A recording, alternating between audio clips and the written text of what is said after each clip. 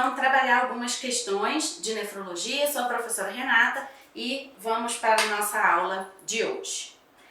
Bom, paciente iniciando o programa de hemodiálise apresenta a seguinte sorologia para hepatites virais: HBsAg negativo, anti-HBsAg positivo, anti-HCV negativo e anti-HIV negativo.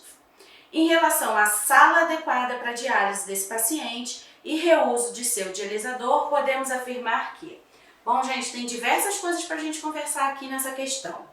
Primeira coisa que a gente vai conversar sobre as sorologias, tá? Para hepatite e para HIV. O que acontece? Quando a gente fala de hemodiálise, a gente é um procedimento que a gente está circulando sangue no sistema extracorpóreo, tá? Se eu vou circular sangue desse paciente, a gente precisa saber a sorologia desse paciente. Então, em todas as unidades de diálise, a gente faz controle de sorologia desse paciente, tá? Essas sorologias, elas são colhidas, o sangue é colhido na admissão e a gente dosa esses anticorpos a cada 6 meses, tá? Isso é regra, todo mundo tem que fazer isso. Essa sorologia, ela vai definir em que sala de diálise que esse paciente vai realizar o procedimento dele. Então, a gente costuma chamar de sala branca aquela sala onde os pacientes têm sorologia negativa, tá? Então, se o paciente tem sorologia negativa, a gente dialisa nessa sala. Posso dialisar outro paciente na sala branca? Pode. A gente pode dialisar paciente com hepatite C na sala branca e a gente pode dialisar paciente com HIV na sala branca, tá? Qual que é o cuidado que a gente precisa ter nesses pacientes que são positivos? A gente precisa ter a equipe de enfermagem específica para eles, tá? Então, o paciente com hepatite C e o paciente com HIV, ele vai ter um técnico de enfermagem só para ele, tá? E aí, o que a gente costuma fazer? Juntar os pacientes no mesmo turno. Então, se eu tenho 3 pacientes HIV, eu coloco os 3 para dialisar no mesmo turno. Então, vai dialisar segunda, quarta e sexta à tarde e eu coloco um técnico de enfermagem com os 3, tá certo? Então, eles podem dialisar na sala branca, sim, a gente chama essa sala de branca. E a outra sala que a gente chama é de sala amarela. O que é a sala amarela? Ela é específica para pacientes com hepatite B, tá? Então, na sala amarela, dialisam os pacientes que têm hepatite B. Como é que eu sei que o paciente tem hepatite B? Na sorologia, avaliando o antígeno da hepatite B, que é o HBsAg, que é o antígeno. Se o cara tem HBsAg positivo, ele tem hepatite B, ele tem que dialisar na sala amarela, tá? Então, esse é o antígeno. A anti-HCV é o anticorpo do vírus da hepatite C e anti-HIV é do HIV, tá? Então, a gente dosa antígeno e anticorpo. Se o antígeno está presente, a pessoa tem a infecção. Se o anticorpo está presente, a pessoa entrou em contato com aquele vírus, mas ela não tem a infecção, não tem o vírus circulante. Beleza? Vamos falar da hepatite B, porque hepatite B a gente tem uma diferençazinha. Então, a gente já sabe que se o antígeno der positivo, esse cara vai para a sala amarela, tá? Mas a gente tem os anticorpos. Os anticorpos, então sempre que tiver escrito anti, é anticorpo. Tá? Não é antígeno não, o antígeno é Ag. Os anticorpos da hepatite B, a gente tem o anti-HBS, o anti-HBC e o anti-HBE. Então são 3 anticorpos, tá? Desses 3 anticorpos, o que é importante a gente saber? Não vou entrar em detalhes de cada um deles, não. Vou falar o que vocês têm que saber para vocês acertarem a questão da prova, tá? O anti-HBC e o anti-HBE significa que esse paciente entrou em contato com o vírus, tá? Então, ele teve contato com o vírus da hepatite, ele não tem mais o antígeno, mas ele tem o anticorpo presente. Então, foi um contato com o vírus. O anti-HBS é o anticorpo da vacina, galera. Isso é mega importante. Então, quando a gente faz a vacina da hepatite B, e todo mundo já tomou a vacina da hepatite B, porque o profissional de saúde tem que se vacinar, né, para trabalhar. Então, quando a gente toma a vacina da hepatite B, o anticorpo que a gente produz é o anti-HBs. Então, as pessoas que têm o anti-HBs positivo, o anti-HBs aumentado, significa que essas pessoas foram vacinadas. Tá certo? Essa é uma coisa. Outra coisa que a gente tem para conversar dessa questão, antes da gente ir para a resolução. Deixa eu apagar aqui, porque aqui a gente tá com pouco espaço, que a questão tem tanto texto. Pelo amor de Deus. Vamos lá. Uma outra coisa que a gente tem que conversar é isso aqui, reuso. O que significa isso? Já expliquei para vocês que na hemodiálise a gente circula o sangue num sistema extracorpóreo e que a gente tem um dialisador, tá? Qual que é o cenário ideal, o cenário dos sonhos de quem trabalha na hemodiálise? Jogar o dialisador no lixo depois da hemodiálise. Então o paciente vai fazer diálise, acabou a diálise dele, a gente pega aquele dialisador com aquelas linhas, joga tudo no lixo e quando ele vier de novo, monta um novo. Mas isso não é a vida real, tá? Na vida real, a gente tem vários locais, principalmente do SUS, tá?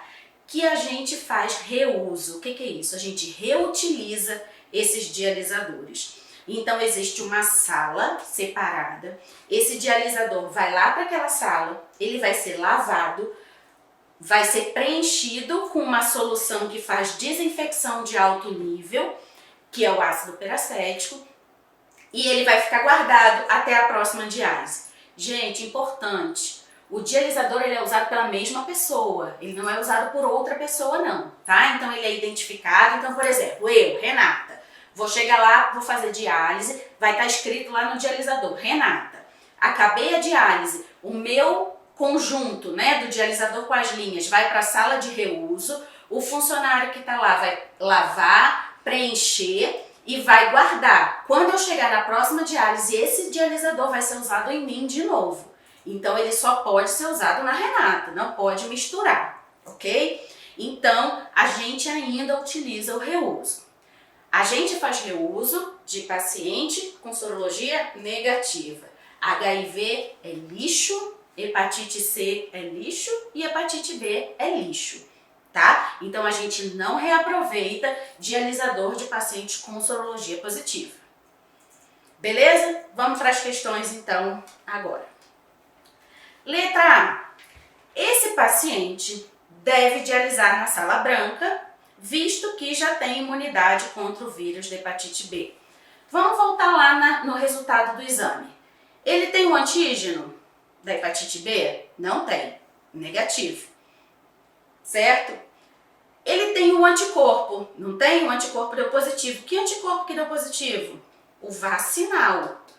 Posso dizer que esse cara tem imunidade? Tem. Hepatite B. Mas vamos ver os outros. Ele tem hepatite C? Não. Ele tem HIV? Não. É um paciente que dialisa na sala branca? Sim. Um paciente que vai dialisar na sala branca. E ele já tem imunidade? Tem, porque ele tem o anti-HBs positivo. Então, essa é uma afirmativa correta. Esse paciente vai dialisar na sala branca, que é dos pacientes sem hepatite B, e ele já tem imunidade contra o vírus, porque ele tem o anti-HBs dele positivo. Ok? Vamos ver as outras opções. Esse paciente deve ter todo o material, linhas e dialisador, descartável, visto que não tem sorologia definida. Isso não é verdade. A sorologia dele está definida. A gente sabe que ele não tem hepatite, não tem hepatite B, não tem hepatite C, não tem HIV. Então a sorologia está definida, tá? Se a sorologia fosse indefinida, a gente joga fora também. Então quando a gente não tem resultado, chegou um paciente de emergência, não deu tempo de fazer a sorologia, não sei o resultado da sorologia desse paciente, lixo, tá? Então essa daqui tá incorreta. O paciente pode ser dialisado em sala junto com pacientes portadores de HIV. E o reuso desses pacientes com HIV e hepatite B também pode ser compartilhado. Gente, o que eu falei para vocês, pode ser junto com paciente com HIV? Pode. Posso colocar o paciente na mesma sala, na sala branca? Posso. Vou colocar o paciente branco junto com o paciente com HIV, vou colocar, não tem problema, tá? Agora, fazer reuso de paciente HIV e de paciente hepatite B não tem lógica, tá? Então, reutilizar esses dialisadores não. A gente não reutiliza e muito menos levar para a mesma sala de reuso de um paciente branco. Então não, tá? Tá incorreto. O paciente deve ser vacinado antes de iniciar o programa de hemodiálise? Esse paciente precisa ser vacinado, gente? Ele já tem imunidade, ele já foi vacinado. Não, ele não precisa, tá? Agora, se eu pego um paciente que o anti-HBS é negativo, aí sim, a gente precisa encaminhar esse paciente para uma unidade básica de saúde para ele ser vacinado, tá? E isso é um cuidado de enfermagem. Então, o enfermeiro que trabalha em hemodiálise, ele precisa fazer esse acompanhamento da sorologia dos pacientes e se o paciente não tiver o anti-HBS positivo, ele precisa encaminhar para vacinação.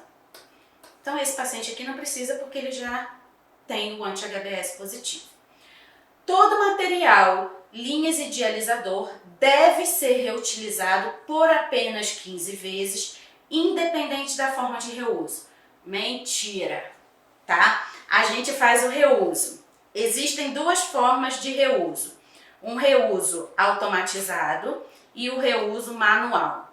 O reuso automatizado, então a gente tem uma máquina que faz esse preenchimento com ácido do dialisador.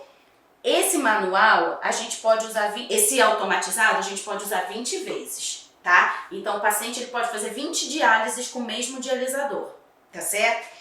O manual, antigamente, a gente poderia usar até 12 vezes. Hoje em dia, o manual não pode mais ser feito. Então, não pode ter mais clínica de diálise fazendo reuso manual, tá? Todos os reusos, quem ainda faz reuso, o reuso tem que ser automatizado, tá certo? Então, isso daqui tá incorreto. Vamos para a próxima. As intercorrências durante as sessões de hemodiálise crônica ocorrem por várias causas. Sim, ocorrem.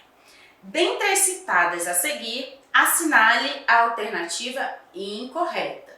Ou seja, está tudo certo, tem uma errada. Vamos ver. O reuso dos hemodialisadores pode ser causa de choques anafiláticos, tanto por contaminação com substâncias esterilizadoras, quanto bactérias ou endotoxinas. Sim, gente, é verdade, tá? O que acontece? A gente preenche esse dialisador com uma solução que faz desinfecção de alto nível, que é o ácido peracético, e se esse ácido peracético ele entrar em contato com o sangue do paciente, sim, esse paciente pode evoluir para uma complicação grave. Durante o processo de reutilização, né, de limpeza, de lavagem, de preenchimento, pode acontecer contaminações desse dispositivo e sim o paciente evoluir para um choque, para um quadro grave, tá? Então sim, isso é uma situação que pode acontecer. E aí, por isso que o nosso sonho de consumo é que todas as clínicas de diálise possam jogar os seus dialisadores fora. Mas não é a nossa realidade ainda. Letra B. A síndrome do desequilíbrio inclui manifestações como náuseas, vômitos, agitação e cefaleia, que ocorrem durante ou mesmo após a sessão de diálise. Bom, gente, qual que é essa questão?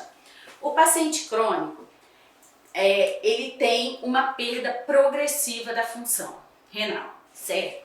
Então ele fica durante muito tempo. Cada vez o rim vai perdendo um pouquinho, parando um pouquinho de funcionar. E esse parando um pouquinho, vai acumulando um pouquinho mais de coisa. Então a gente tem um paciente que vai acumulando ureia de pouquinho em pouquinho, tá? A ureia é tóxica e a ureia traz diversas complicações. Só que o corpo desse paciente, ele vai acostumando porque a ureia está aumentando de pouquinho em pouquinho.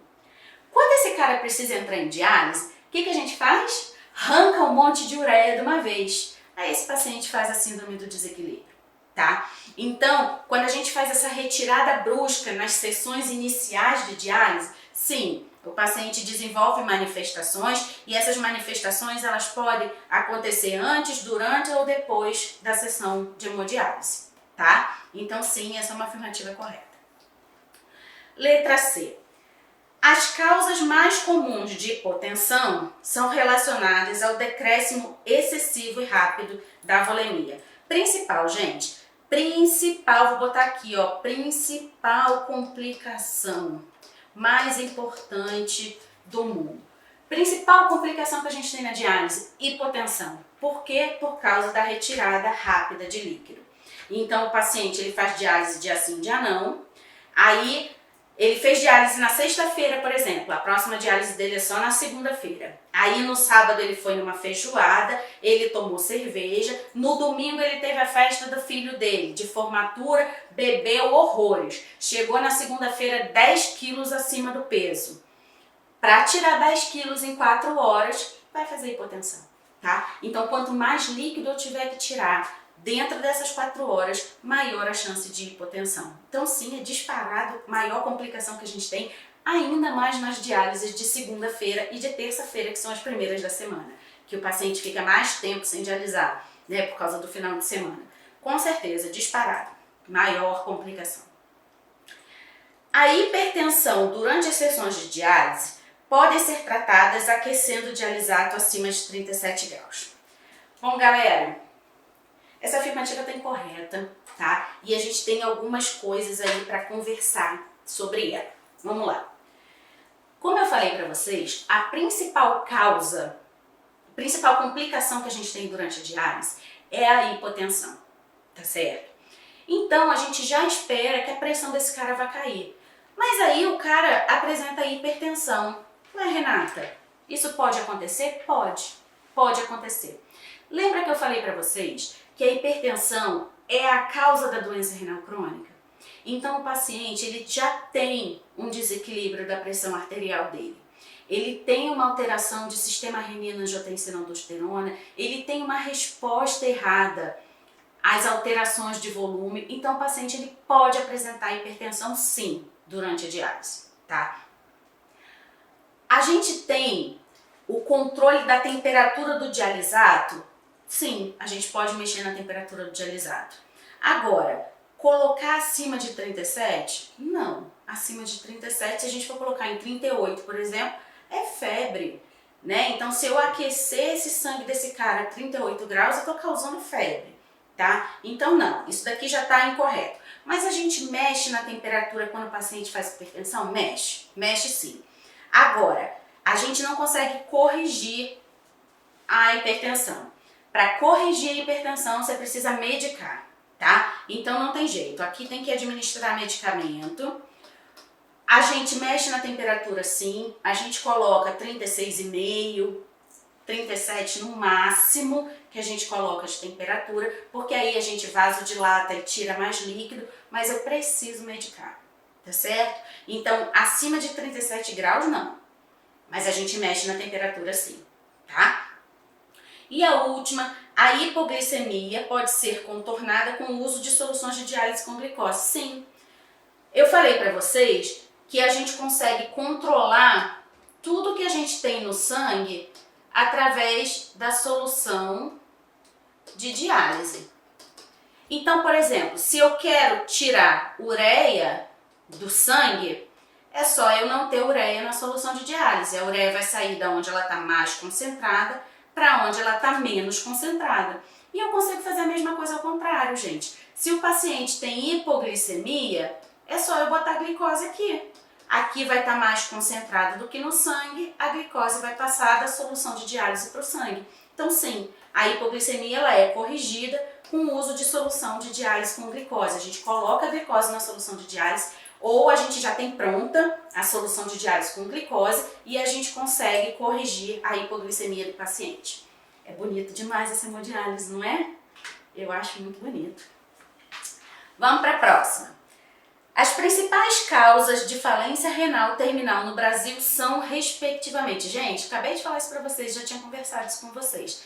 Principal causa de doença renal crônica aqui no nosso país? Hipertensão, diabetes e glomerulopatias. Tá? Essas são as 3 principais causas. Vamos ver onde que a gente tem essa resposta. Letra A, hipertensão, diabetes, glomerulopatias. Então a resposta já está na letra A. Essas são as principais causas de falência renal. Diabetes, uso de anti-inflamatório e hipertensão. O uso de anti-inflamatório pode levar sim à lesão renal, mas não é a principal causa no Brasil, tá? Infecções, então anti-inflamatório não. Infecções urinárias de repetição, diabetes e hipertensão. Então diabetes e hipertensão sim, infecção urinária de repetição, a infecção em si, ela não é causa de falência renal. O que é causa de falência renal é a hidronefrose. Então, se a gente tem infecções, bexigas com baixa complacência, tem o refluxo vésico-ureteral, tem o hidronefrose, aí sim, a gente pode ter, mas a infecção propriamente dita, não. Cálculo renal, baixa ingestão hídrica e diabetes. Diabetes sim. A baixa ingestão hídrica favorece a formação de cálculo, tá? Então a baixa ingestão hídrica ela não é causa de falência renal. Os cálculos podem ser causa de falência renal? A gente tem alguns cálculos enormes, tem alguns cálculos absurdos e cálculos que fazem a obstrução do ureter, por exemplo, e que pode levar a hidronefrose, pode levar à perda da função, sim, tá? Mas não é a principal causa, não. A principal é essa aqui. São essas 3. Uso de anti-inflamatório, cálculos e glomerulopatias. Não são as principais causas, tá? As principais causas, hipertensão e diabetes. Certo? Então vamos para a próxima. De acordo com a estratificação de risco da população com doença renal crônica, pela portaria 389 de 13 de março de 2014, qual exame laboratorial serve de referência para a classificação do estágio clínico do paciente? Bom, gente, o estadiamento da doença renal crônica, ele é feito pela taxa de filtração glomerular, tá? Então, o que é a taxa de filtração glomerular? A gente mede a taxa de filtração glomerular pelo clearance de creatinina. Como que a gente mede o clearance de creatinina? A gente tem 2 formas de fazer isso. Uma forma é através da coleta de urina de 24 horas ou através da estimativa da taxa de filtração glomerular, e essa estimativa ela é feita usando fórmulas. Então a gente tem fórmulas que tem até aplicativo no celular que a gente joga os parâmetros, o valor da creatinina plasmática e ele faz o cálculo dessa taxa de filtração glomerular, tá? Então, o estadiamento é feito pela taxa de filtração glomerular, que representa o quanto de rim está funcionando, tá? Então, se eu digo que eu tenho uma taxa de filtração glomerular de 100%, significa que 100% do meu rim está funcionando. Se eu tenho uma taxa de filtração glomerular de 15%, eu tenho 15% do rim funcionando, tá certo? Então, a resposta, o exame laboratorial que serve de referência para classificar a doença renal crônica é a taxa de filtração glomerular. A ureia, a creatinina, o potássio e o hemograma estão alterados na doença renal crônica? Sim, tá? A gente tem aumento de ureia, a gente tem aumento de creatinina, a gente tem aumento de potássio e a gente tem a anemia, tá? Mas nenhum desses 4 exames são utilizados para fazer a classificação da doença renal crônica, tá certo? O que classifica é de acordo com a taxa de filtração glomerular. Beleza, galera? E aí vamos falar dessa classificação. Então essa questão, ela traz o seguinte: quais estágios da doença renal crônica são considerados pré-diálise? Então eu trouxe esse quadrinho aqui para vocês para mostrar como é que é feita a classificação da doença renal crônica. Bom, essa é a classificação que a gente utiliza no mundo inteiro, tá? E a gente classifica a doença renal crônica em estágios de 1 a 5, onde o estágio 1 é o mais leve e o estágio 5 é o mais grave, tá? Que a gente chama, inclusive, de estágio terminal, de doença renal crônica terminal, tá certo? E aí, gente, como que a gente classifica um paciente de 1, 2, 3, 4 ou 5? Através da taxa de filtração glomerular. Então, quando a taxa de filtração glomerular desse paciente está maior ou igual a 90, a gente tem um paciente em estágio 1. Quando a taxa de filtração glomerular está entre 60 e 89, é estágio 2. 30 e 59, estágio 3. 15 e 29, estágio 4. E menor que 15 é um paciente estágio 5. O paciente estágio 5 é um paciente que precisa de uma terapia renal substitutiva, tá? Então, ou ele precisa ou ele está muito próximo de, tá? Então, é o paciente que a gente chama de dialítico, tá? Então, o estágio 5, o paciente está em diálise ou quase para entrar em diálise, na boca da diálise, que a gente fala. E o estágio 4, o paciente está bem próximo de entrar em diálise, tá? Então, os estágios da doença renal crônica que são considerados pré-dialíticos, pré-diálise, são os últimos estágios, o estágio 4 e 5, tá certo? Deixa eu só fazer uma consideração para vocês. Uma coisa que a gente tem de preocupante na doença renal crônica é que o paciente, ele pode percorrer esses 4 estágios aqui de forma assintomática. Ou seja, é um paciente que é hipertenso ou que é diabético, não controla a sua pressão arterial de forma adequada, não controla a sua glicemia de forma adequada e vem ao longo da vida perdendo a função renal. Só que ele não sente nada. Então, como ele não sente nada, ele não trata a pressão, ele não trata diabetes, ele não trata a doença renal e ele nem sabe que ele tem doença renal. Aí o que acontece? Esse paciente chega em estágio 5, faz um edema agudo de pulmão, faz um pico hipertensivo, dá entrada numa emergência e vai ter que fazer diálise. Então ele é pego de surpresa com a diálise, porque ele não tratou as doenças de base ao longo da vida e não tinha sintoma. Tá? Eu já peguei paciente no ambulatório que tinha 4% de filtração glomerular, tinha 4% de função renal sem sintoma.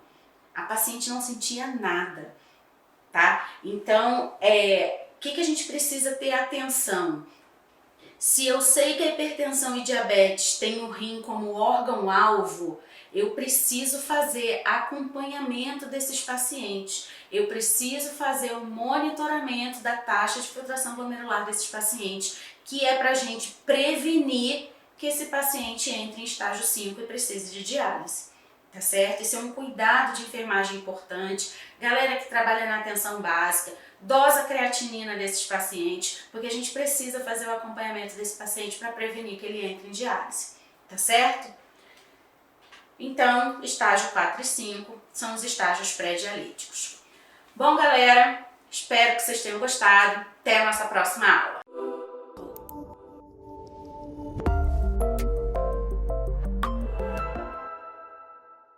Oi galera, vamos para mais um bloco, continuando esse simulado, essa lista de questões maravilhosa, tá? Já te adianto que essa questão que a gente vai fazer aqui e a próxima é um verdadeiro copia e cola dos manuais, então é importante ler na íntegra, né, os manuais? Sim, mas é muito manual, ok. Então a gente consegue através dos exercícios, pela resposta, identificar que pontos desses documentos tão tradicionais de Ministério da Saúde, Anvisa, enfim, são importantes. Vamos ver esse daqui, por exemplo. Olha, copia e cola puro. O tratamento das formas extrapulmonares e dos pacientes co-infectados com HIV, a gente sabe que TB não é só pulmonar, né? Independentemente da fase da evolução de infecção viral, terá a duração de 6 meses. Deixa eu pegar minha caneta aqui, que ela toda vez vai embora. Terá a duração de 6 meses, exceto da tuberculose meningoencefálica, porque da tuberculose meningoencefálica, decore que sempre é maior. Então, grava aí, é um conceito verdadeiro, é uma decisão de tratamento isso daqui, não tem o que se discutir, tá? Está exatamente assim no manual. 6 meses de tratamento de forma extrapulmonar, não interessa se ele tem co-infecção com HIV ou não, e esse tratamento ele é maior quando é a forma meningoencefálica. Gravou? Grave, tá? É o treino que vai fazer se tornar normal para você. Olha essa daqui. Semelhantemente, questão conceitual, copia e cola. A confiabilidade dos resultados da baciloscopia da cultura para micobactéria com identificação da espécie do teste rápido molecular para tuberculose depende da quantidade e da qualidade da amostra de escarro. Olha só, né? Isso está escrito ali claramente, mas o ponto não é esse. Entenda isso como que para todo exame a qualidade da amostra é importante, entendeu? Não tem como eu dizer que isso não tem relevância. Olha só que questão tranquila, né? Você vai coletar sangue para determinados exames ali solicitados pelo médico X. O laboratório é bom ou ruim? Claro, isso influencia, que equipamento ele tem, que profissionais ele tem, claro que isso vai influenciar. Porém, a amostra é um dos fatores, tais como outros, que vai influenciar na qualidade desse resultado, concorda? Então, uma amostra insuficiente em quantidade ou em qualidade, contaminada, enfim, né? Concorda? Não vai ter o mesmo resultado. Então, é só isso que está falando. Claro, aqui pareceu que é aplicado a baciloscopia, cultura e que mais? Baciloscopia, cultura e teste rápido. Porém, é aplicável esse conceito para qualquer tipo de exame. Tudo bem? Então, certa também. Outra de TB, lembra? Parte fixa, enunciado, e aí vem a questão da CESP, que é a única alternativa possível, né? Só tem uma para a gente analisar. A TB continua a merecer especial atenção dos profissionais da saúde e da sociedade como um todo. Seu tratamento obedece ainda a todos os critérios de priorização de agravo em saúde pública. Com relação às recomendações para o controle da TB, vamos julgar aqui. Eu leio aqui com vocês, porém, né, a gente percebe que muito claramente não há nenhum conteúdo ali em cima que seja decisório para a sua questão. É só contextualização do que estamos falando. Vamos lá. Os doentes bacilíferos, isso é, aqueles cuja baciloscopia do escarro é positiva, são a principal fonte de infecção. Doentes de tuberculose pulmonar com baciloscopia positiva, mesmo que tenham resultado negativo à cultura, são muito menos eficientes como fonte de transmissão, embora isso possa ocorrer. As formas exclusivamente extrapulmonares não transmitem a doença. O que você acha? Pensa um pouquinho, dá uma olhada. Questão conceitual de novo? Sim, questão idêntica ao que tem nos manuais dos assuntos diversos de doenças transmissíveis, por exemplo. Sim, exatamente.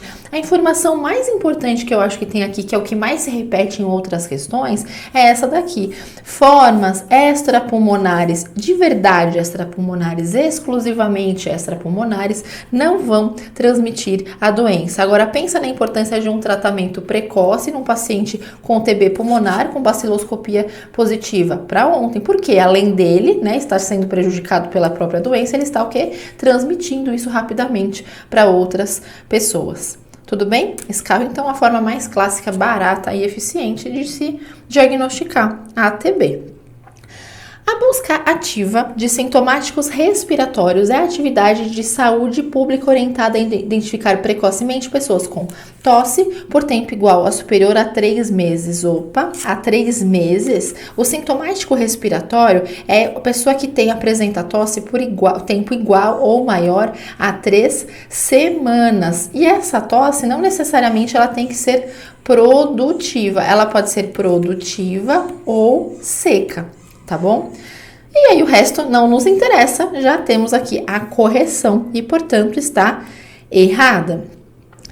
Para interromper a cadeia de transmissão da TB, é fundamental a descoberta precoce dos casos bacilíferos. É o que a gente tem discutido até agora. Veja como é recorrente em CESP. Vai prestar CESP? Vai deixar a TB de lado? Doideira, não pode, né? Sendo assim, a busca ativa em pessoas com tosse prolongada deve ser uma estratégia de saúde para a descoberta desses casos, que é a busca dos sintomáticos respiratórios. É importante lembrar que cerca de 90% dos casos de tuberculose são da forma pulmonar e desses 60 são bacilíferos. É difícil essa questão aqui? É difícil. Por quê, gente? Tem como a gente ter estatística na cabeça toda vez? Tem como você ter um manual que fala da TB, aí ela traz uma estatística, aí daqui a pouco vem um outro manual atualizado do ano X, traz outra estatística? Tem como? Essa questão aqui, ela é muito passível de quase que você chutar, isso é terrível muitas vezes. Mas qual que é a dica aqui? Olha só, a maioria dos casos, é importante lembrar que cerca de 90% dos casos são da forma pulmonar, então você já extrai isso enquanto aprendizado para você. A maioria dos casos de TB é pulmonar. Beleza? E desses 60% são bacilíferos. Aí o que você vai gravar? Porque gravar percentual tem grande chance de você errar. Você vai decorar que desses da forma pulmonar, mais da metade são bacilíferos. Isso vai te ajudar a interpretar qualquer outra questão sem ter que ficar decorando exatamente os percentuais, tá? Alternativa certa.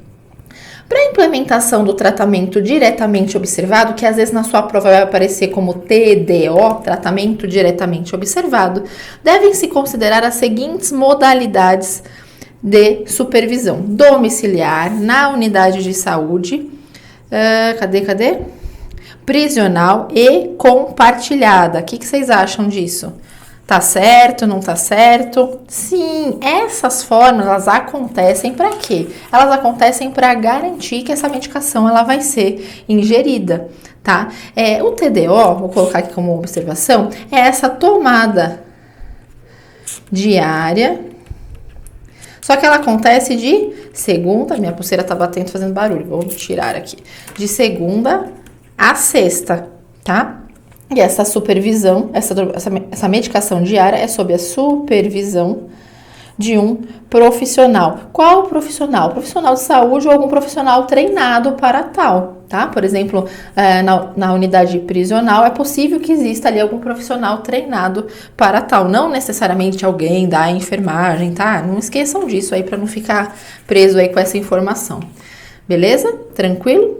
Logo, certo. São possibilidades de tratamento que vai ser planejado no domicílio, na unidade de saúde, no sistema prisional ou ainda compartilhada. O mais importante aqui não é nem essas questões, é saber que o TDO existe e que ele acontece de segunda a sexta. Jesus amado, misericórdia, olha o tamanho dessa questão, mas a gente vai ler, tá? Eu vou ler daqui para baixo. Um paciente de 54 anos de idade foi internado em uma unidade de cuidados cardiológicos após ter apresentado um quadro agudo de dificuldade respiratória. Dificuldade respiratória. Referiu cardiomiopatia diagnosticada há 2 anos, com insuficiência cardíaca congestiva, ICC. No segundo dia de internação, ele apresentou dificuldades para respirar, encontrava-se letárgico, fatigado, sua pele tornou-se fria, pegajosa, respondia às perguntas curtas em decorrência da dispneia. Tô dando aqui só uma marcada e alguns aspectos de anormalidade, tá? E não conseguia, sem ajuda, realizar as atividades de cuidado diário. Não conseguia. Como higiene corporal. Referiu ganho de peso de 5 quilos nos últimos 5 dias. Um edema aqui, concordam? O exame físico apresentou ortopneia, uso de músculos acessórios para respirar. Dá para ver que tá numa intensa dispneia aqui, né? Pressão arterial, uma hipotensão importante, frequência respiratória alta, frequência cardíaca acima da normalidade, sopro, ausculta respiratória com crepitações. O paciente informou que seu peso atual de 80, com ganho importante no último mês. A gente já viu que nos últimos 5 dias ganhou peso também, né?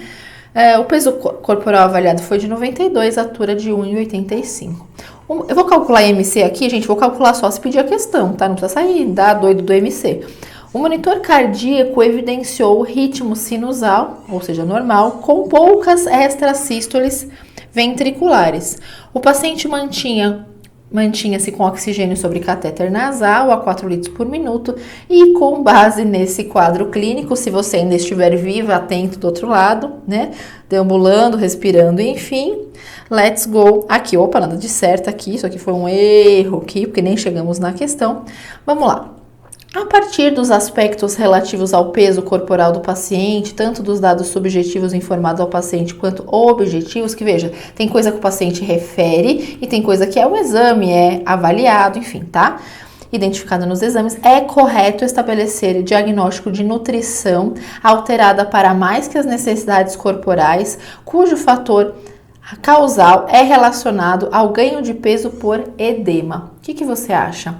Olha, o que parece pelo ganho ponderal rápido, súbito e com toda essa condição cardiorrespiratória é que muito provavelmente seja por edema, né? Muito provavelmente não foi pelo brigadeiro. Onde que isso aqui aparece um brigadeiro? Como que se desenha um brigadeiro, galera? Assim? Parece um bolinho, né? Enfim, não foi pela boca, não parece que o ganho de peso dele foi por edema, né? Não tem nada ali de comeu demais, de tem hábitos inadequados e etc. Enfim, não tem nada daquilo. Tem uma condição cardiorrespiratória, inclusive agora com hipotensão e etc., bastante desfavorável, né? Logo, fim, o que vocês acharam? Baita simulado, baita caderno de questões, porém, de levantar muita pulga atrás da orelha, né? A gente passou por tantos temas diferentes que provavelmente um ou outro causa ali um desconforto por não ter tanta confiança em realizar uma questão. Ótima oportunidade, sempre encare essas dificuldades como ótima oportunidade. Uma vez eu vi um post, estava escrito mais ou menos assim, né? Quem passou, quem é o aprovado, nomeado, é a pessoa que mais errou questões. Por que ela errou muitas questões? Porque ela fez questão de arrebentar. E aí, nisso, causa muitos erros, porém, causa oportunidade de conserto, não é verdade? Então, aproveitem a oportunidade, realizem o simulado, acompanha aqui comigo, legal. Tenta fazer esse simulado, tenta fazer sozinho, anota os temas que você mais erra, tá? Porém, não tenha medo do resultado. É normal a gente ir muito bem numa matéria, não ir muito bem na outra, mas a gente está no momento de aprendizado e oportunidade de correção dessas falhas, dessas gafes nossas, essa dificuldade de aprendizado e tudo bem, porque o acúmulo da matéria, é claro, né, é gigante. Beleza? Então fiquem com Deus. Meu Insta, prof.ligia Carvalheiro, acompanha. Tô com vocês aí nessa jornada. Até mais.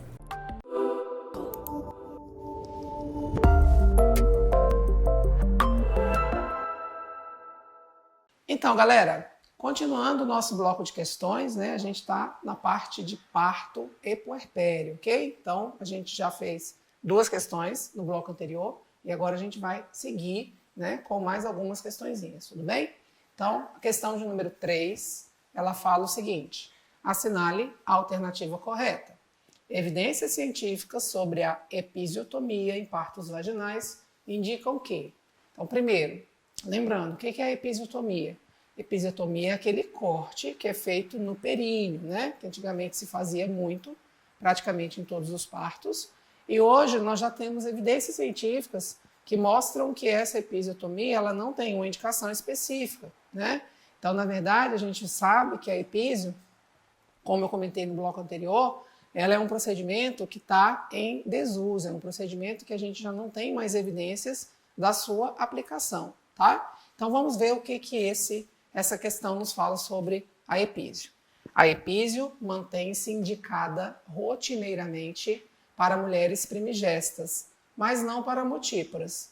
Não existe isso, ok? Antigamente se fazia realmente epísio em todas as mulheres, se achava que o bebê só passava se a gente cortasse, tá? Então o que as evidências mostram? Mostram que não há mais necessidade da epísio. Então a gente prefere uma laceração.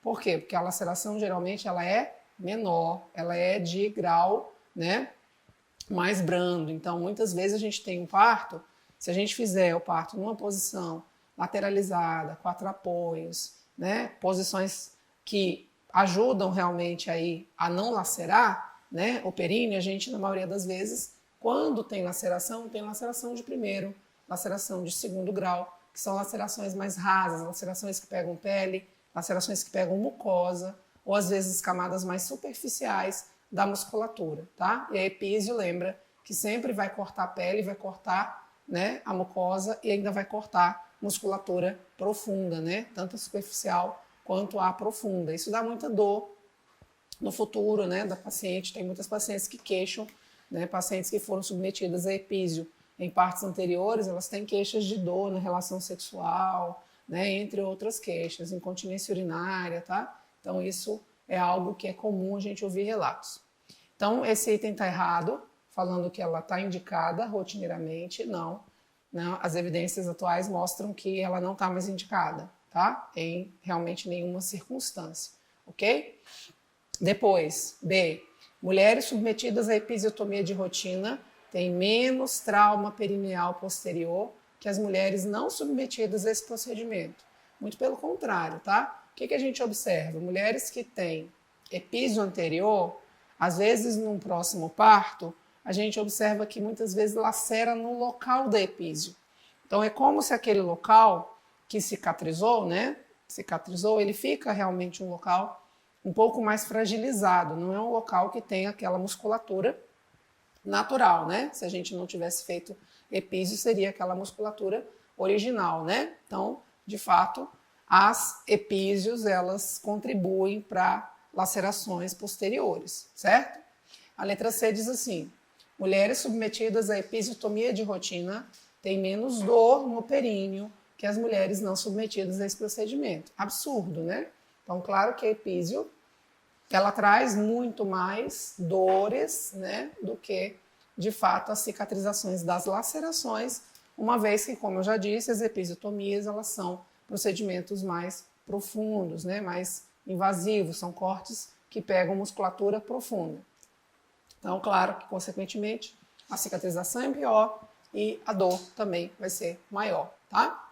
Letra D. Mulheres submetidas à episiotomia de rotina têm vários benefícios quando comparadas àquelas submetidas a epísio com indicação precisa. Primeiro que a gente não sabe que indicação precisa é essa mais, né? Então, quando que é uma indicação precisa de epísio? É quando essa mulher tem um períneo rígido. Ok. Defina, por gentileza, o que é um períneo rígido. A gente não sabe, né? A gente não tem como definir o que é um períneo rígido. Tem mulheres que têm, a gente observa que é um períneo, né, realmente mais fortalecido e que não tem nenhum tipo de laceração. Às vezes é o contrário, né?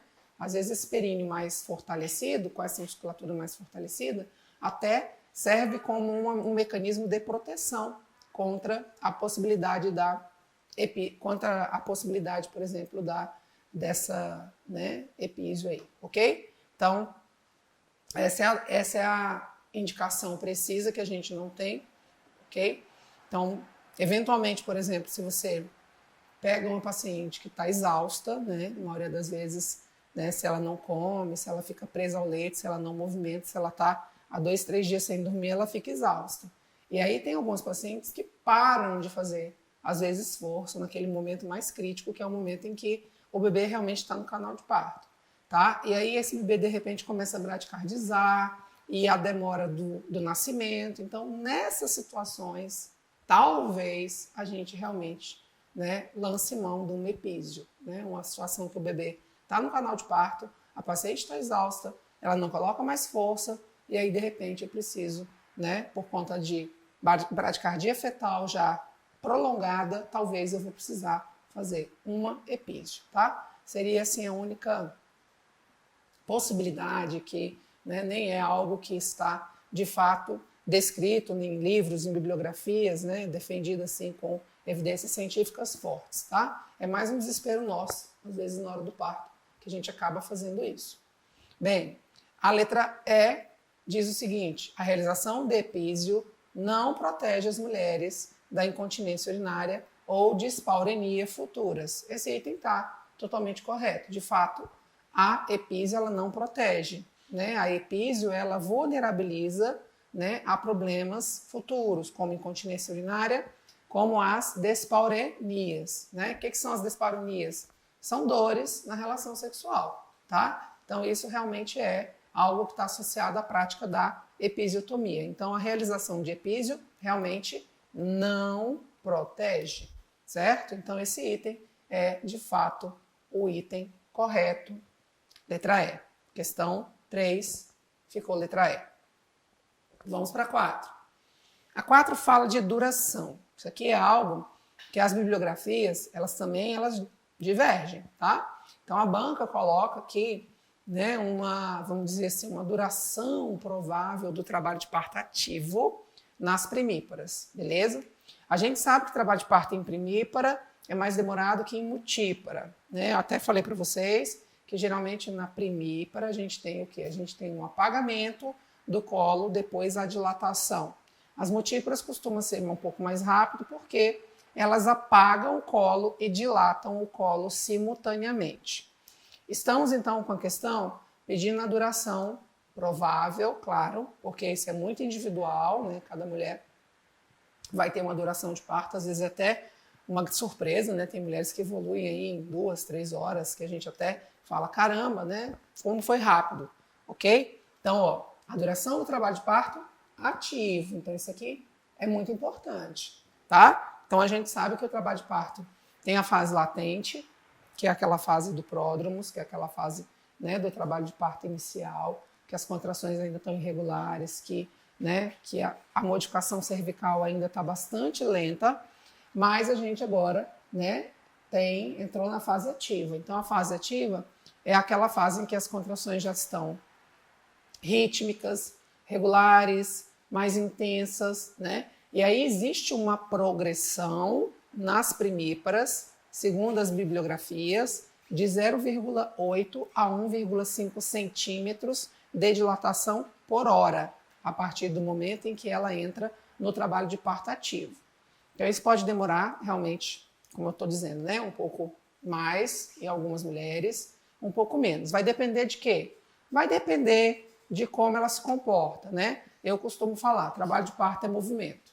Então, se a paciente movimenta, faz exercício, vai para a bola, vai para o chuveiro, toma um banho morno, né? Faz exercício de agachamento, isso tudo é algo que pode ser positivo em termos de redução do tempo de trabalho de parto, tá bom? Então, nós estamos falando da fase ativa nas primíparas, beleza? Então, ele fala assim, ó, 5 horas e é pouco provável que dure mais que 12 horas, tá? Então, 5 horas é bem pouco, né? Considerando aí que eu estou dizendo que a partir de 4 centímetros vai dilatar entre 0,8 até 1,5 centímetros, a gente considera mais ou menos 1 por hora, né?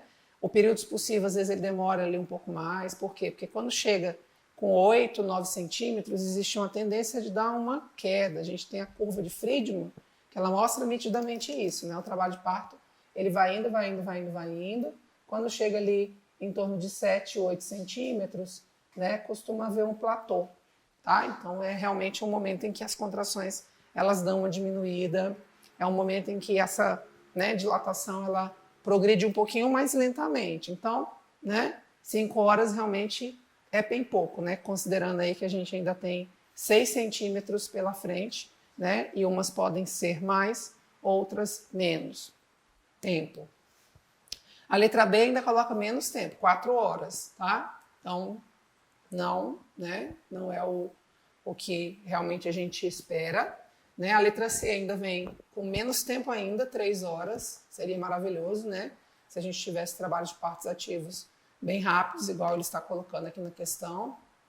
Aí depois ele vem com a letra D e vem com a letra E, tá? Então, na letra D, ele fala assim, 8 horas e pouco provável que dure mais que 12 horas. E na letra E, 8 horas e é pouco provável que dure mais que 18 horas. Então, o que acontece? A gente tem aí 2 itens que podem te deixar um pouquinho na dúvida, tá? Bem, então, 8 horas é um tempo razoável? É. Por quê? Porque ela tá 4 centímetros, trabalho de parto ativo, ela tem que chegar em 10 centímetros, né? Então, se eu considerar entre 4 e 10 centímetros, que são 6 centímetros que ela tem que dilatar, uma média de 1 por hora, vai dar algo em torno de 6 horas. Vamos colocar mais umas 2 horas aqui de expulsivo, que pode realmente demorar, tá? É o que é preconizado. Então, expulsivo imprimir, para ele pode durar de 1 a 2 horas. Então, realmente, vai bater as 8 horas, conforme ele coloca no item. Agora, pouco provável que dure mais que 12 ou pouco provável que dure mais que 18. Então, como é um pouco provável que dure mais 8 a 12, pode ser que chegue a 12? Pode, tem algumas mulheres que chegam, tá? Agora, realmente 18 é bem pouco provável. Então, é por essa razão que, de fato, a banca, né, ela coloca o gabarito também dessa questão como sendo a letra E, tá? Então, 8 horas e é pouco provável que dure mais que 18. Porque 12 realmente às vezes pode chegar mesmo, tá? Então, depende aí da paciente, como eu falei, tem esses fatores relacionados com movimentação do trabalho de parto, né? Essas coisas que podem realmente fazer o trabalho de parto dar uma acelerada, tá bom? Então, a gente vai ficar com a letra E, a questão de número 4, né? Assim como a banca também coloca, né? E isso também você encontra em manuais, tá bom?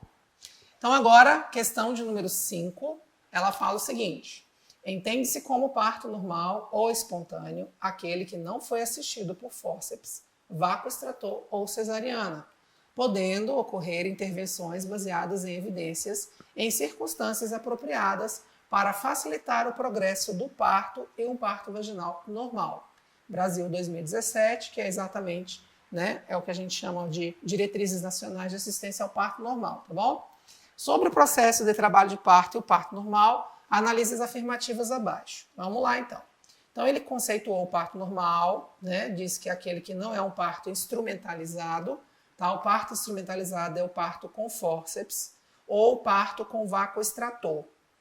E também não é um parto cirúrgico, beleza? Entretanto, olha só, ele diz que pode ocorrer intervenções, podendo ocorrer intervenções baseadas em evidências. Então, o fato de ser um parto normal, espontâneo, né, não significa que eu não possa fazer nenhum tipo de intervenção. Tá? Por quê? Porque o que pode acontecer? Né? Existe, toda vez que o parto foge da fisiologia, a gente fala que ele é um parto distócico, é uma distócia. Se for uma distócia no motor, na contração uterina, a gente muitas vezes precisa botar uma ocitocina para poder fazer aquele útero, né, contrair, engrenar. Pode acontecer de estar indo tudo bem e aí quando chega ali de repente pro finalzinho esse útero para de contrair. Então é a hora que muitas vezes eu preciso intervir, romper a bolsa, né, para poder tentar estimular essa contração, botar uma ocitocina. Pode ser uma distócia no trajeto. Às vezes é um bebê que entrou na bacia meio com a cabecinha assim meio torta, né, que a gente chama de assinclitismo, ok? Pode acontecer, por exemplo, de essa bacia não ser uma bacia muito apropriada, e aí realmente eu tenho que fazer mais exercícios com essa paciente para tentar ver se consigo fazer com que esse bebê desça, tá? Então pode ser o bebê que de repente a estática fetal não favorece ao parto normal e aí eles vão ter que intervir, né, tentar fazer uma versão que é muito difícil de ser feita nesse momento do trabalho de parto, mas enfim, por isso que ele coloca a possibilidade da intervenção baseada em evidência. Vamos lá, sobre o processo de trabalho de parto e o parto normal, analise as afirmativas abaixo. Então ele fala, primeiro, a fase de latência do primeiro período do trabalho de parto. Então, primeiro, quem que é o primeiro período? Períodos, fases, estágios, né, do trabalho de parto. Primeiro período é a dilatação, que está dividida, né, em latente e em ativa. No caso dessa questão, ele está falando de latente, beleza? Então, é a fase de latência. Então, estamos, né, no momento aqui da dilatação latente, ok? Ocorre quando há contrações uterinas dolorosas e alguma modificação cervical, incluindo o apagamento e a dilatação até 4 centímetros. Como é que a gente caracteriza a dilatação latente? A gente fala, né, de presença das contrações, mas ainda não tem contrações, que a fase ativa é a partir de 3 ou mais contrações durando mais ou menos 30 segundos cada uma. A fase latente é antes disso. Então, se a paciente estiver com uma ou com 2 contrações, por exemplo, mas essa contração dela já é uma contração dolorosa, porque a percepção da dor da contração, ela já existe nessa fase, tá? E essas contrações, elas já fazem o chamado apagamento e a dilatação até o momento dos 4 centímetros, então esse item está totalmente verdadeiro, porque ele fala que já há contrações dolorosas, já tem modificação cervical, né, apagando o colo e dilatando até 4 centímetros, tá? Então, só para vocês entenderem que existem 3 tipos de contrações. Tem aquelas contrações que a gente fala tipo A, que são aquelas que ocorrem até 28 semanas de gravidez, são contrações muito frequentes, mas pouco intensas. Então, é 2 a 4 milímetros de mercúrio. Às vezes a paciente nem tem a percepção dessa contração. Contração, existe contração a gravidez inteira, beleza? Depois de 28 semanas, a gente entra nas contrações tipo B, que são as chamadas famosas contrações de Braxton Hicks, que vão ficando mais intensas quando vai chegando perto do parto, principalmente naquelas 4 semanas que antecedem o parto, o que as pessoas chamam popularmente de contrações de treinamento, tá? Essas contrações têm 10 a 20 milímetros de mercúrio, em média. Percepção de dor é a partir de 15.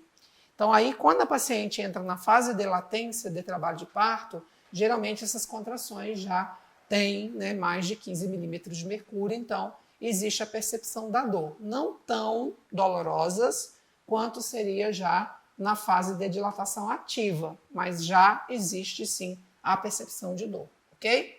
Então, primeiro item, verdadeiro, correto. Segundo diz assim, no segundo período do trabalho de parto, segundo período, quem é? É a expulsão.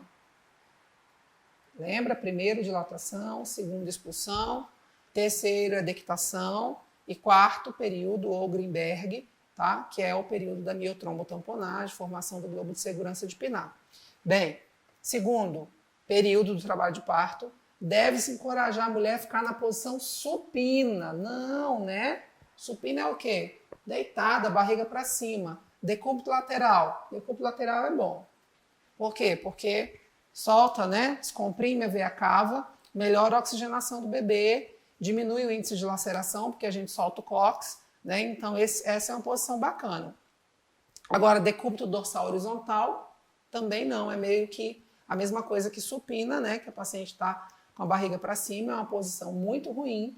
Por quê? Porque comprime veia cava, diminui a oxigenação do bebê e também a gravidade não favorece em absolutamente nada, tá? Então, assim, quanto mais a gente consegue verticalizar, nesse momento, melhor. Então, pelo menos um semi-sentado, né? Então, semi-sentado, eu pelo menos já consigo ter um pouquinho de ação gravitacional, que já ajuda. Agora, a paciente totalmente deitada, posição litotômica, posição ginecológica, essa não mais, beleza? Então, essa está totalmente contraindicada. 3. A duração do trabalho de parto ativo nas primíparas dura em média 8 horas e é pouco provável que dure mais que 18 horas. Nós acabamos de ver isso na questão anterior, de uma outra banca, né? Então, é exatamente isso. Então, ó, duração do trabalho de parto ativo nas primíparas, em média 8 horas, que é entre 4 e 10 centímetros, umas 6 horas, às vezes um pouquinho mais. Considera aí mais 1 hora, 2 horas de expulsivo, vai dar 8 horas. E pouco provável que dure mais que 18 horas. Então, de fato, o item está correto e, por sinal, foi a questão anterior, né? Agora ela foi transformada numa sentença por essa banca. Então, de fato, você vai encontrar isso lá nas diretrizes nacionais, né, de assistência ao parto normal, com essas palavras mesmo. No terceiro período do trabalho de parto, terceiro período, então é a dequitação, beleza? Então, eu faço um C cedilha, que às vezes parece um S, aí os alunos acham que eu escrevo os trem errado. É um C cedilha. Às vezes eu puxo a perna, vira um S. Então, no terceiro período de equitação do trabalho de parto, para a conduta ativa, deve-se administrar 20 unidades de ocitocina intramuscular após o desprendimento da criança e após o clampeamento e corte do cordão umbilical, conforme a prescrição médica. Então, olha só. Tá correto o item? Tá. Só que a dose da ocitocina não tá. Então, o item tá errado. Então, ele tá assim, todo certinho, só que aqui os 20 unidades tá errado. O que é recomendado pelo OMS é o quê? 10 unidades de ocitocina, que são 2 ampolas. Eu até comentei isso no vídeo anterior, quando eu estava falando dos cuidados, da assistência nesse período da dequitação. Isso é o quê? Manejo ativo do terceiro período. É o que ele chama de conduta ativa, que é fazer a ocitocina, uso universal da ocitocina, mais a tração contínua e controlada do cordão umbilical. Tração contínua e controlada, não é cabo de guerra, né? Que tem gente que quer fazer cabo de guerra com cordão umbilical, quer arrancar a placenta a todo custo, né? Sem esperar realmente a fisiologia da dectação ocorrer, tá? Então, de fato, tá? Então a gente tem a conduta ativa, mas a gente administra 10 unidades, que são 2 ampolas. Isso é uso universal, preconizado pela OMS, tá? Para prevenção de hemorragia pós-parto, que é a segunda causa de morte de mulheres, né, no Brasil, no ciclo gravídico puerperal. Beleza? Então, esse item está errado também. Então, ficou o quê? Primeiro e terceiro corretos. Resposta da nossa questão, letra B. Vamos à sexta. O técnico de enfermagem que participa junto à equipe de saúde no cuidado da mulher no trabalho de parto, no parto e no pós-parto, deve saber que... Então, aqui tem aquelas coisas de, né, que é, né, proscrito. Então, olha só. A tricotomia pubiana e perineal e a miniotomia precoce deve ser realizada de forma rotineira em mulheres em trabalho de parto que estejam progredindo bem. Para quê, né? Então, primeiro, tricotomia, que é raspar pelo, isso não é mais preconizado, isso é conduta que deve ser evitada, né? Prática que deve ser evitada. A miniotomia precoce também é prática que deve ser evitada. Para que você vai romper uma bolsa com a paciente, às vezes com 4 centímetros, 5 centímetros? Você vai fazer uma bossa, vai fazer um edema no colo, tá? E não vai adiantar, muito pelo contrário, você vai atrapalhar o trabalho de parto. Então, se esse trabalho de parto ele está progredindo bem, evoluindo bem, não tem indicação, beleza? Não tem indicação de fazer lavagem intestinal, tricotomia, tá? Dieta zero. Então, todas essas medidas, elas estão proscritas, ou seja, elas são evitadas. Depois, na letra B, o tempo de administração da profilaxia da oftalmia neonatal pode ser ampliado em até 12 horas após o nascimento. Então, olha só, galera, o que acontece aqui? Essa administração, o que é a profilaxia da oftalmia neonatal? Isso aqui é a administração do nitrato de prata ou colírio de eritromicina, que já entrou no cuidado do neonato, beleza? Então, assim, o tempo de administração pode ser ampliado em até 12 horas após o nascimento. Na verdade, não existe uma indicação de se fazer isso nessa, né, agonia. Isso é uma rotina do serviço, ok? A gente não tem essa urgência de fazer essa profilaxia da oftalmia, né, neonatal, ok? Não teria tanta urgência assim. Então, assim, existe essa possibilidade da ampliação? Na verdade, né, não tem assim, a gente pode fazer isso no momento depois, que a ideia que dá aqui é que eu tenho que fazer dentro dessas 12 horas, né? E na verdade não, né? Então ele, né, pode ser feito, esse é um cuidado imediato, pode ser feito no dia seguinte, tá? Então, o que a gente faz de mais urgente em sala de parto é vacina de hepatite B, tá? Essa realmente, ela é para ser feita preferencialmente nas 12 primeiras horas. Mas os demais cuidados, tipo banho, antropometria, credeização ocular, vitamina K, que é profilaxia de hemorragia, isso tudo pode ser feito depois de 12 horas, tá? Então, quando ele coloca que pode ser ampliado em até 12 horas, tá errado, porque a ideia que fica é que isso tem que ser feito em 12 horas. Não pode, tem que ser feito antes de 12 horas, beleza? E não depois. Então, o item tá errado também. O índice de Apgar, que é aquele que a gente avalia a vitalidade fetal, deve ser realizado ao 5º e 10º minutos de vida. Errado, né? A gente faz a Apgar, não é no 5º e no 10º, e sim no 1º e no quinto minuto de vida. Então, de rotina, primeiro e quinto minutos de vida a gente faz ápiga. Se o bebê não atingir um ápiga 7 até o quinto minuto, aí sim a gente vai precisar, né, manter o ápiga com 10, com 15 e com 20 minutos, até que realmente ele atinja o somatório ápiga 7, tá? Mas esse conteúdo é um conteúdo que a gente vê lá na saúde da criança, a gente fala um pouco mais sobre isso, né? A escala de Virginia-Ápiga, ou índice de Ápiga.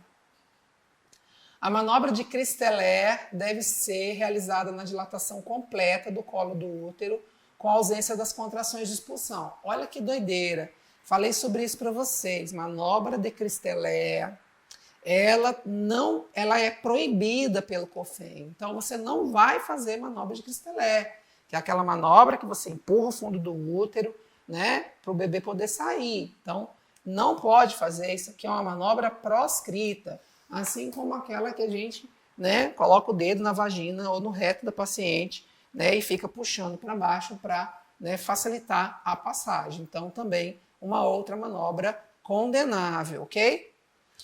No primeiro período do parto, que é a dilatação, deve-se monitorar a frequência das contrações uterinas de 1 em 1 hora. De fato, sim, os manuais são divergentes, tá? Com relação a isso, ele fala entre 30 e 1 hora, 30 minutos, e, né, a gente avaliar a dinâmica e avaliar também o BCF, tá? Mas ele deixa essa margem, né? Isso aí depende muito da rotina do serviço, ok? Mas a gente pode, é o que a gente faz na maioria das vezes, a gente não faz de meia hora, né? Que seria o ideal, a gente faz realmente de 1 em 1 hora, ok? Então, de fato, esse é o item correto, tá?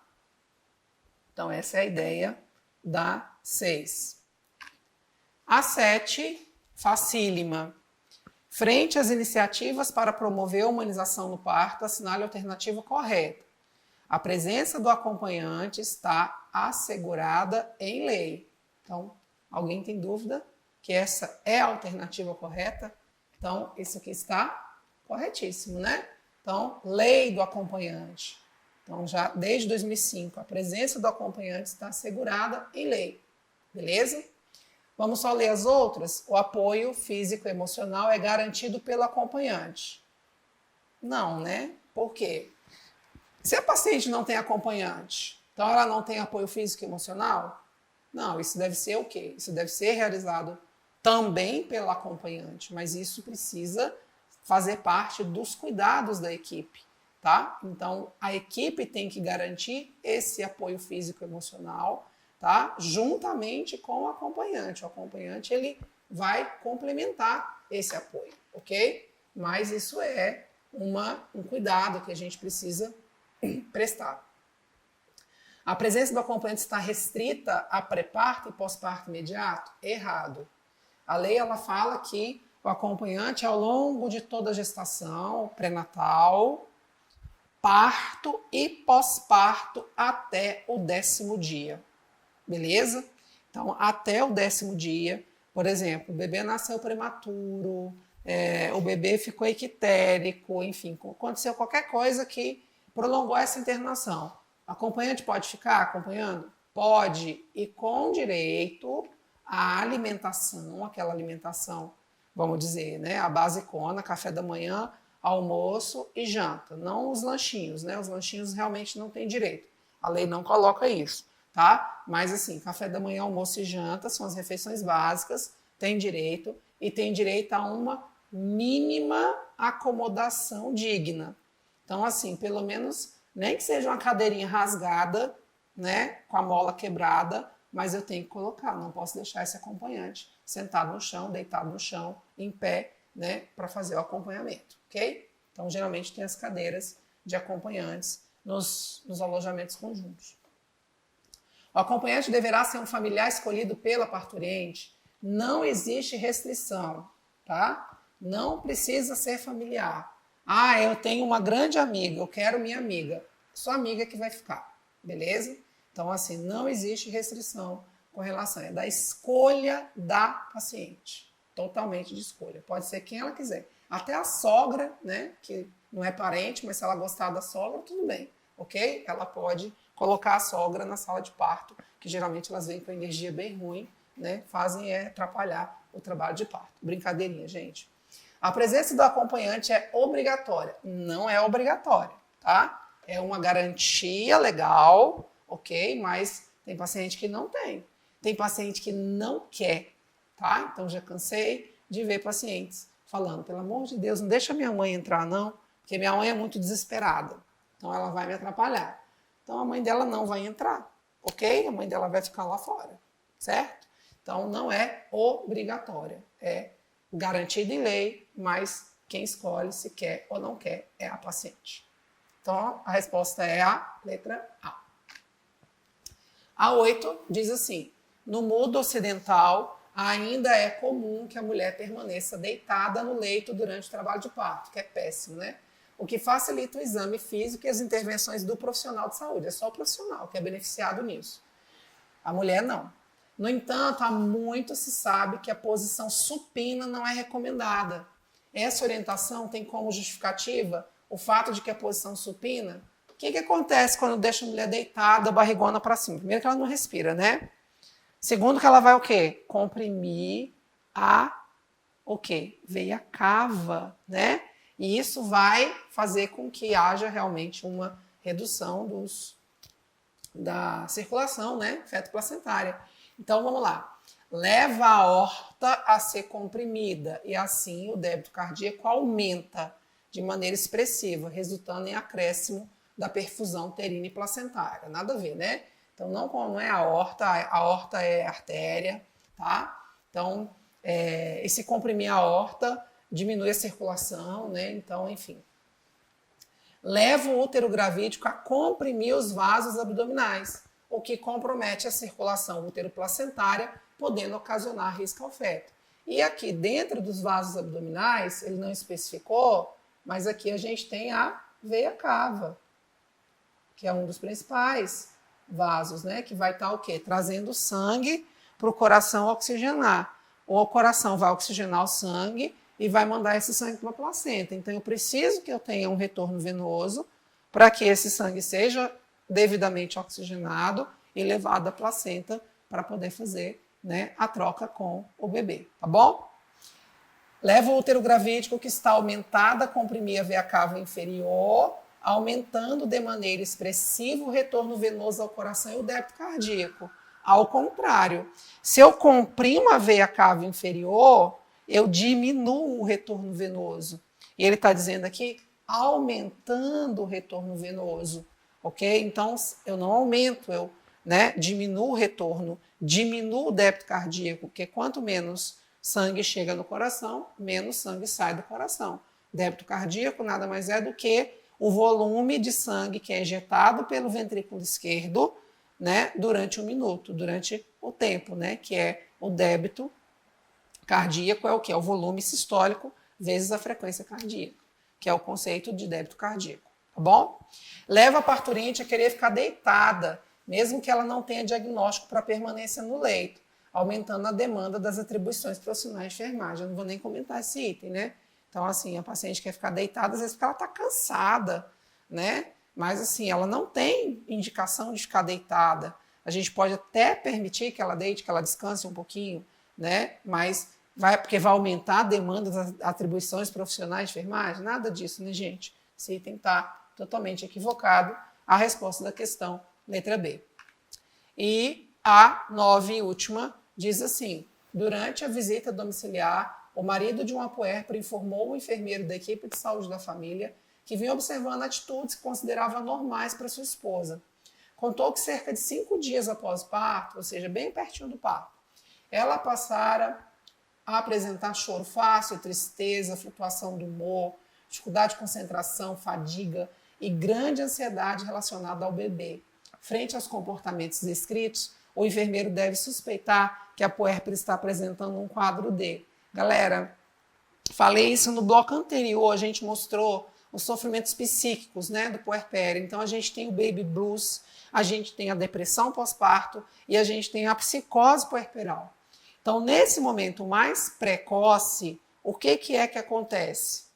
É o baby blues, beleza? Então, já é a nossa letra A, né? Então, realmente tem Ó, 5 dias após o parto, realmente é nesse período, né, bem próximo, e se auto-resolve, tá? Então, choro fácil, tristeza, fluxo do humor, dificuldade de concentração, fadiga, ansiedade, por conta do bebê, né, dificuldade para amamentar, né, cuidado com o coto, medo de dar banho no bebê, do menino quebrar, né, tem várias coisas que permeiam a mente das pessoas. Então, baby blues ou tristeza puerperal, sendo necessário o apoio emocional puérpera e a discussão com o marido sobre a importância de que sua esposa se sinta amada e segura.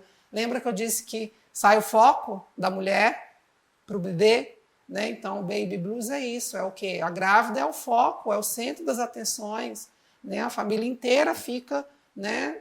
Tipo, todos os cuidados são voltados a ela.